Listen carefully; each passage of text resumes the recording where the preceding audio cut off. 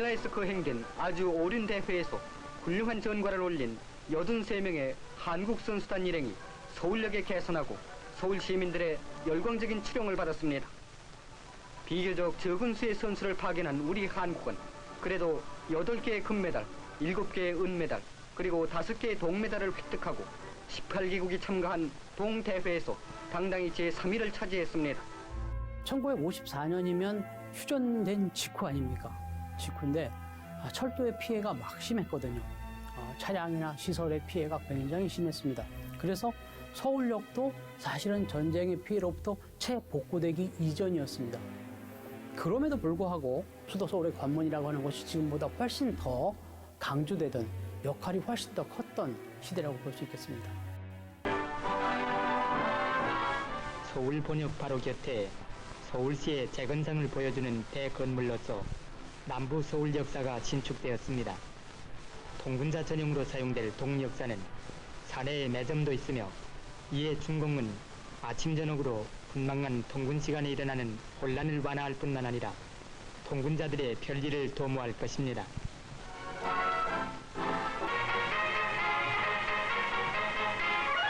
(6.25) 사변 당시 파괴되어 1955년 12월 1회로 복구 중이던 일명 시선이라고 하는 한강 제3철교의 보수공사가 완성에 가까워졌습니다.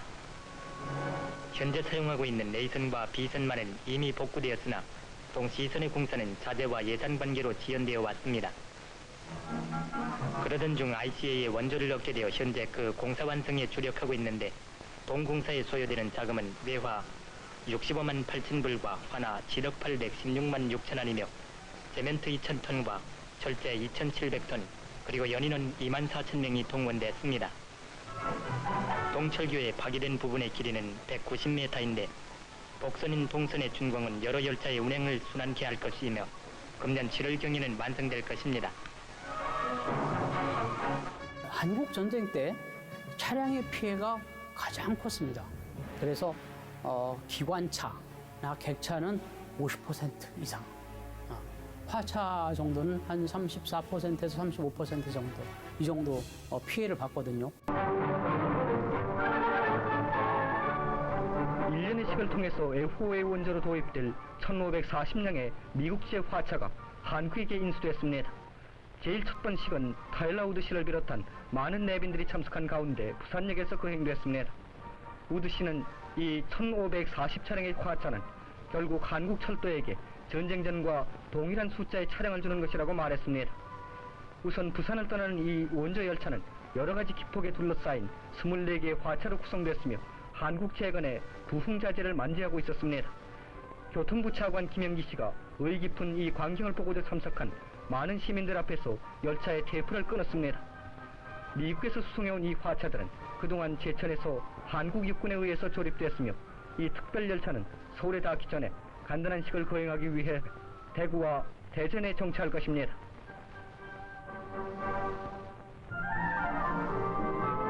드디어 한미협조의 산증거인 이 특별 원조 열차가 서울역에 도착하자 한 부통령, 우드씨 등 내빈이 참석한 가운데 최종 인수식이 거행되어 한국의 생명선인 대한철도에 또 하나의 진보가 이루어졌습니다. 미국에서 전쟁이 끝난 다음에 그 냉전 상황이 이어지면서 한국을 전폭적으로 지원해주는 분위기가 이제 형성이 됩니다. 한국철도기가 기다리던 디델 기관차가 드디어 미국으로부터 한국에 도착하여 부산 제4부두에서 그 하역 작업에 분망했습니다.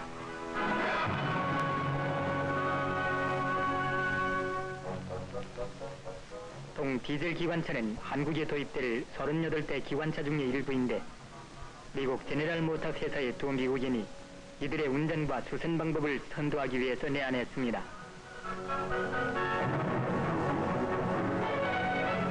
더욱 빠른 속도로 한국의 산해를 달릴 이 현대적 기관차는 연기가 안 나기 때문에 즐거운 여행을 마련해 줄 것입니다. 우리가 갖고 있는 동력차는 100% 전기기관차였습니다. 전기기관차였는데 땔감 확보를 못해서 차를 굴리지를 못해요. 디젤 기관차의 출현으로서 한국철도계는 새로운 기원을 이룩게 했습니다.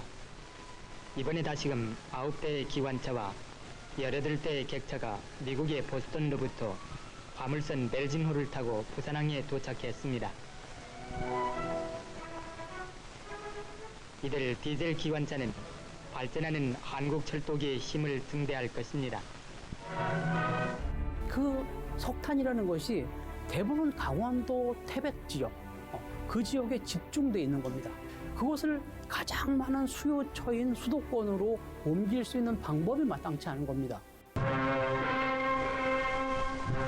태백산 줄기의 동점역에서 영암선 개통식이 성대히 거행됐습니다. 이날 신 교통부 시설국장은 그동안의 경과보고를 했으며 이 교통부 장관은 산업발전에 있어서 중요한 이 철도를 갖게 된 기쁨을 피력하는 축사를 했습니다. 이 나라 철도 60년 사상에 있어서 획기적인 이 사실을 상징하는 기념비 제막식이 있었고 86km의 새 철도의 개통을 축하하면서 이 교통부 장관이 테이프를 절단하자 많은 주민들의 환호를 받으면서 열차는 일로 영주를 향해서 달렸습니다.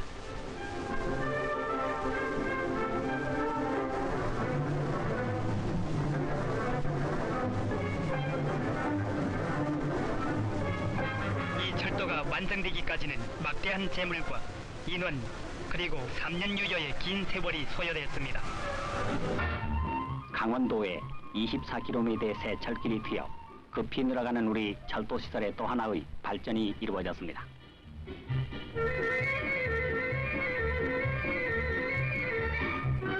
(4년 7개월의) 공사 끝에 정선에서 정선까지 뻗친 정선선의 개통식에 양택식 철도청장을 대동하고 온 박정희 대통령은 이 철도가 산업발전의 새로운 계기를 마련해 줄 것이라고 말했는데 정선선은 태백산 지역의 탄광 개발에 크게 이바지할 것입니다.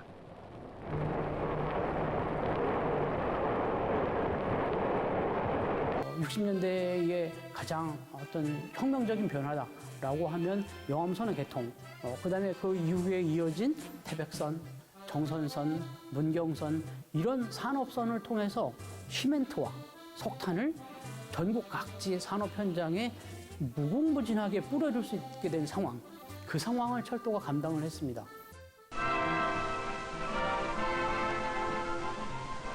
우리나라 처음으로 등장한 무궁화호가 경부간 천리길을 예정대로 달려서 우리나라 62년 철도 건설사의 신기록을 짓고 획기적인 개가를 올렸습니다. 김일한 교통부 장관과 김광섭 문총 최고위원을 비롯해서 신문 기자 등 이날 전해 운행에 동승한 약 150명의 승객들은 성공적인 운행에 한결같이 감탄과 찬사를 아끼지 않았습니다. 우리 손으로 아담하게 탄생한 무궁화호는 이날 상모 7시 반 정각 서울을 출발, 도중 6개역에서 잠깐 쉬고는 하루 2시 10분 어김없이 부산역에 도착했습니다. 우리가 흔히 생각할 수 있는 통일호, 그 다음에 무궁화호, 비둘기호라고 하는 것은 우리 현재 살고 있는 분들은 그거 완행열차, 특급열차 이렇게 생각할 수 있지만 그런 것들은 몇 세대를 갖고 있어요. 그래서 예전에는 비둘기호가 굉장히 고급열차였다, 이런 시대도 있었고